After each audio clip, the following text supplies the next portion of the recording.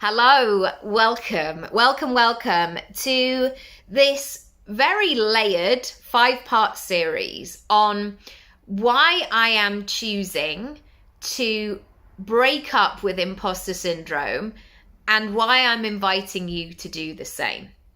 Now, it will reveal itself later on as we go through this process. Me breaking up with imposter syndrome does not mean that I have it sorted, does not mean that I will always have the right answers, does not mean that I think that I know better than everybody else, because I really don't. It doesn't mean that now I'm going to coast. But it's this phrase of imposter syndrome that I have an issue with. And yeah, let's go into it. So, first and foremost, I have been around this phrase a lot over the last 20 years. And I didn't know about it probably for the first 20 years of my life.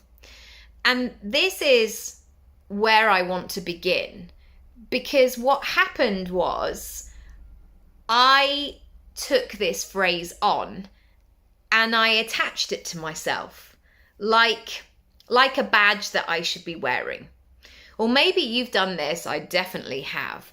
When you've worn this makes me sound so old, you've worn a fashion item and you know in every part of your bones, every piece of your bones, every bone in your body, that's what I mean. You put this item on and you know that you are maybe not aligned to this. However, what's been said out there is like, yeah, you should be wearing this. Like this is the thing. I remember like having this massive Reebok coat when I was at school. I mean, it was the 90s, like everything was puffed up. Everything was major. And I remember buying this Reebok coat and I bought it because sort of everybody else had one. And so in my head, I was like, oh, okay, I'm going to have this Reebok coat. And it was kind of a price that was sort of, workable. And my mum wouldn't buy me an Adidas jacket because she was like, there's no warmth in it, which now as a parent, I fully subscribe to. Parents were actually right most of the time. And I remember putting this, I think it was called Intersport or JD Sport or something like this. I remember putting this Reebok coat on. And in my head, I was like, yeah, great. This ticks all the boxes. It's going to be right for school. I'm not going to draw attention to myself, but equally, like it's sort of similar to what everybody else is wearing. But when I look back on it, there was nothing flattering or nice about this coat. Like this coat did not fit. This coat did not suit me. The style was really weird. It also had loads of baggy material under the arm. So I literally just wore it like that the whole time. And the thing with imposter syndrome is I almost feel like it's been planted and expected, this phrase that not many people actually know what it means within us.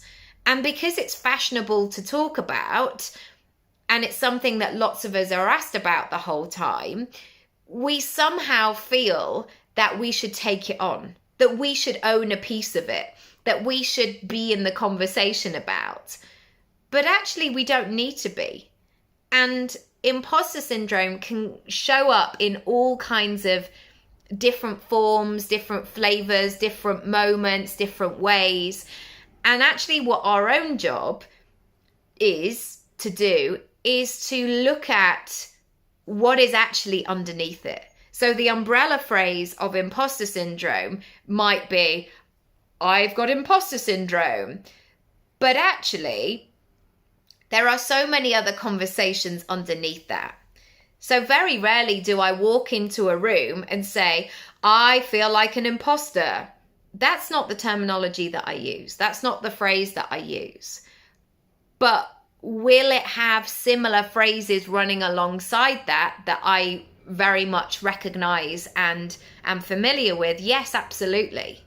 And they can look like, I don't feel good enough. What if I mess up? I mean, on an extreme level, like, what if I never work again?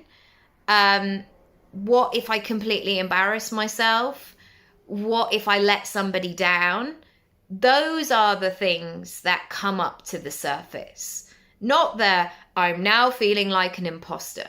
And actually, that static position of I feel this doesn't help me in the moment, because I don't know what to do with imposter. It's like having something really abstract in a room that you're not quite sure what to do with it. And actually what we need to do, and what I need to do, is look at what else is going on when that situation shows up. So today, as your first exercise, I would love you to examine this term. So other people might label this of like, when was the and they do this in podcast interviews all the time. When was the last time you felt like an imposter? Or do you feel like an imposter? And it's your invitation, your job, maybe your time to explore what the nuance of that is for you. And sometimes this is some deep work of asking yourself what your biggest fears are, because usually that's what's underneath. It's the fear. It's the fear of the situation. What if I'm not enough? What if I'm going to let everybody down? What if I fail? This phrase often comes up of like, what if I get found out? And actually what's underneath that is, what if I am asked to leave? What if I am pointed out and singled out, and the shame and the humiliation of somebody like taking you out of the room? I mean, we would see this at school, wouldn't we, sometimes, where somebody was like excluded from the classroom. And some of the kids didn't care. They were like, yeah, I'm going, bye everyone. But sometimes people would, or even it goes back to those things of being picked for games and you being the last one there. We can all very much connect with that feeling. So that is task 1 for you today, to really explore this phrase of imposter syndrome. And instead of just shoving everything into the imposter syndrome cupboard of like, oh, I feel like that, it must be the imposter syndrome. Oh, well, this often comes up. Is that imposter syndrome? I want you to welcome a conversation with yourself and say, hey, what actually is this? What is this in our terms? What are we doing here? What voices are running? What soundtrack is going on? What do I need to pay attention to? And that is step 1, my friends. I'll see you tomorrow for step 2.